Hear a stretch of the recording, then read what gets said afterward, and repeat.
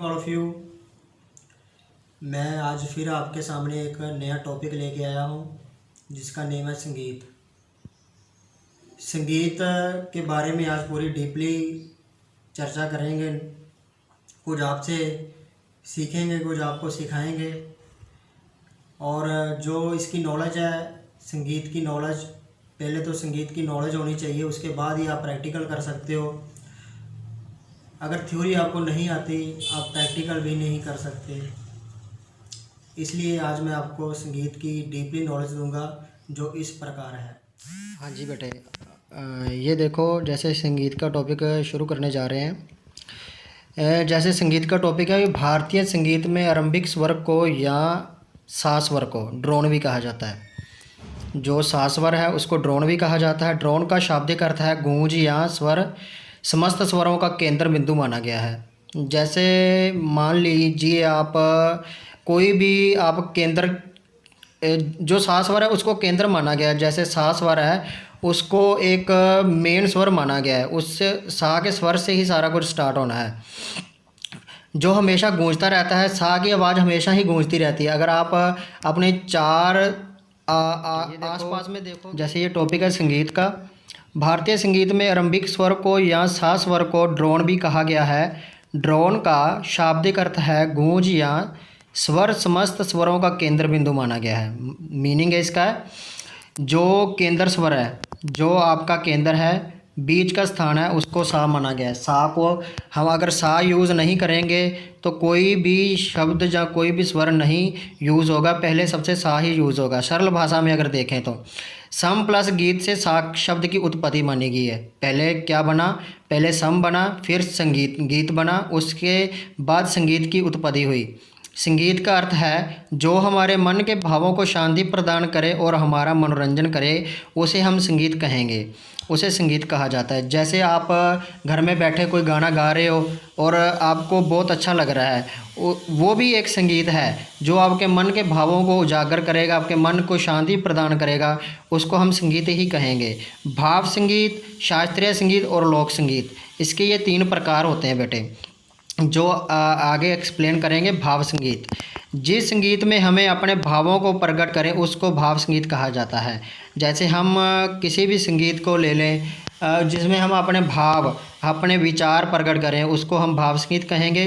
और शास्त्रीय संगीत, शास्त्रीय संगीत ऐसा है बेटे, जैसे कोई भी नियम होते हैं, नियम जैसे रूल, अगर इस संगीत में बिल्कुल रूल फॉलो किए जाते हैं, सारे ही रूल के द्वारा ही संगीत का जो गायन किया जाता है रूल के आधारित होता है, सारे नियम होते हैं।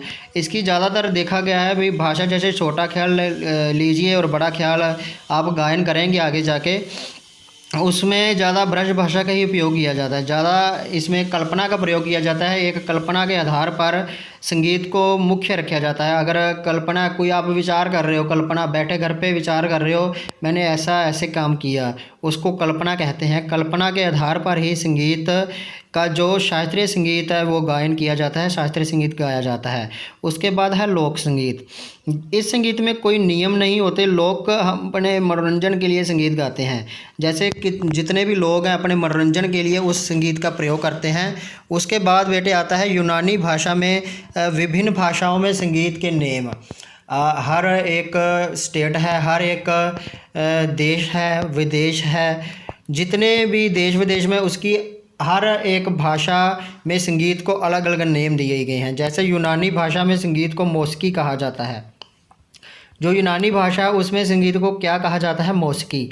लैटिन भाषा में संगीत को मोसिका कहा जाता है और फ्रांसीसी भाषा में संगीत को मूसक अर्थात मूसक कहा जाता है। इसी प्रकार बेटे जर्मन भाषा में, ये देखिए, जर्मन भाषा में संगीत को म्यूजिक कहा जाता है।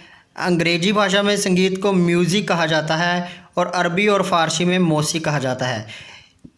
इसका मीनिंग है भी, अगर जैसे किसी भी भाषा में लगा लो, अगर हम यहाँ पे रह रहे हैं, आज कहीं भी आप रह रहे हो, वहाँ की भाषा अलग होगी और कहीं आप दूर चले जाओगे वहाँ की भाषा अलग होगी। इसी प्रकार संगीत का है। संगीत कहीं पे संगीत को क्या नेम दिया गया है, कहीं पे क्या नेम दिया गया है। ये शब्द यूनानी भाषा के म्यूज शब्द से बने हैं। शब्दकोश में म्यूज का अर्थ होता है the inspiring garden of song, अर्थात गायन की प्रेरिका देवी। जो सरस्वती देवी मानी गई है, संगीत की सरस्वती देवी जी को माना गया है। इसी प्रकार गायन की प्रेरिका देवी को इंस्पायरिंग गार्डन ऑफ सॉन्ग का मीनिंग बताया गया है। पक्षियों एवं जानवरों द्वारा संगीत की उत्पत्ति, जितने भी पक्षी हैं, जितने भी जानवर हैं, वो भी संगीत को बोलते हैं और गाते हैं। जैसे मैं आपको दिखा रहा हूँ, मोर स्वर सा स्वर में बोलता है। जो मोर है जो पक्षी है वो सा स्वर में बोलता है। पपीहा रे स्वर में बोलता है। राजहंस गा स्वर में बोलता है। सारस मा स्वर में बोलता है। कोयल पा स्वर में बोलती है। घोड़ा धा स्वर में हिन आता है और हाथी सा स्वर में बोलता है। इसी प्रकार स्वरों के रंग भी हैं। जैसे देखिए, सा का गुलाबी रंग माना है और रे का हरा और गा का नारंगी माना गया है और माँ का गुलाबी और पा का लाल और धा का पीला और नी का काला। इसी प्रकार स्वरों के रंग है। और इसी प्रकार आगे मैं आपको बताऊंगा स्वरों के देवता और इनकी क्या पोजीशन होती है, क्या इनकी प्रभाव पड़ता है, अपने शरीर पे क्या प्रभाव पड़ता है, हमारे जीवन में क्या प्रभाव पड़ता है। थैंक यू बच्चों, मेरे को उम्मीद है आप इस टॉपिक को बहुत अच्छी तरह प्रिपेयर करोगे। बहुत धन्यवाद।